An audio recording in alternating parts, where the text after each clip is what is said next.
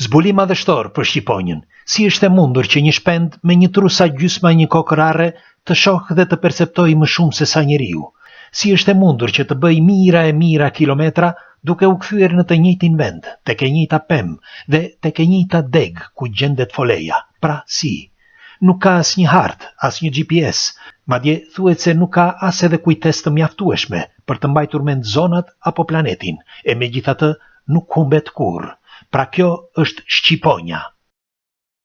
Për dekada të tëra shkencëtarët nuk kishin asnjë përgjigje, deri kur ndaluan së shikuari gjeografin dhe filluan që të kontrollojnë fizikën, duke studiuar faktin e duke kryer teste.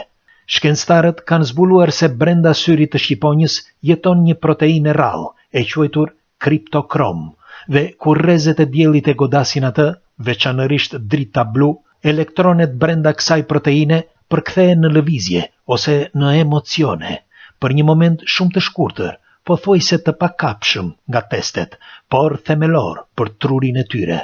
Këto elektrone hynë në një gjendje të ngjashme me kuantet, e quajtur ndryshe gjendje kuantike, dhe është fusha magnetike e tokës që ndërhyn në reagimin e tyre.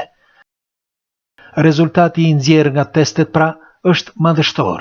Me pak fjalë, zojt nuk llogarisin drejtimin, por e shohin dhe e perceptojnë atë. Dhe më e rëndësishmja është që ndikohen direkt nga kryevepra majestike e fushës magnetike.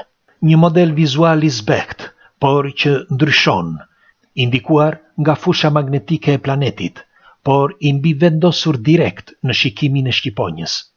Kështu që për këtë shpend të veçantë, veriu dhe jugu nuk janë një ide, ose udhëtime të diktuara nga paraardhësit e tyre, por janë drejtime të dukshme nga syri në bashkëpunim me fushën magnetike.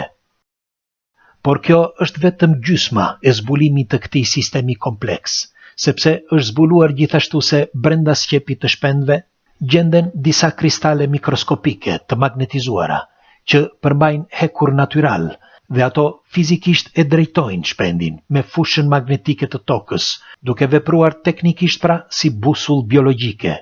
Në sintez, syt e shohin fushën, ndërsa sqepi percepton polet, kështu që shikimi, perceptimi dhe perfeksioni i krijimit të shkrira pra në një shqis të vetme, madhështi. Shqiponja nuk e pyet veten se ku do të shkojë, por është planeti që ja thot. Ne njerëzit këtë e quajmë instinkt, por e vërteta është krejt ndryshe dhe është e vështirë për të pranuar.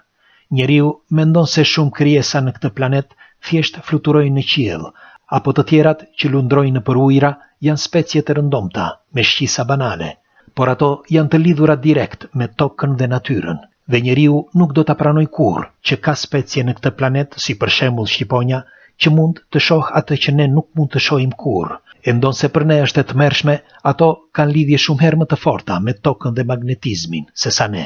Dhe po të fillojë njeriu të drejtohet nga toka dhe jo të drejtojë tokën ai, vetëm atëherë do të zbulojë paqen e ndoshta përjetësinë në këtë botë apo në tjetrën.